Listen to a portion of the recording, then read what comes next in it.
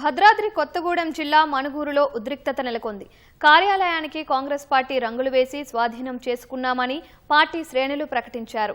కొన్నాళ్లుగా పార్టీ కార్యాలయం కోసం జరుగుతున్న వివాదం ఈ ఘటనతో మరింత ఉద్రిక్తతగా మారింది.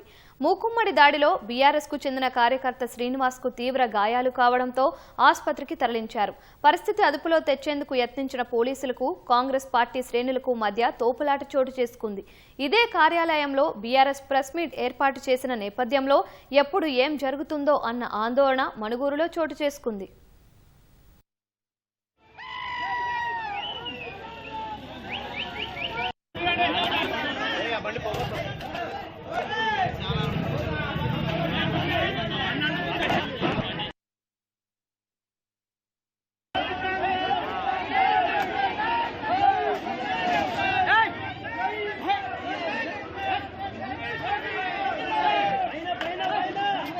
రావద్దు.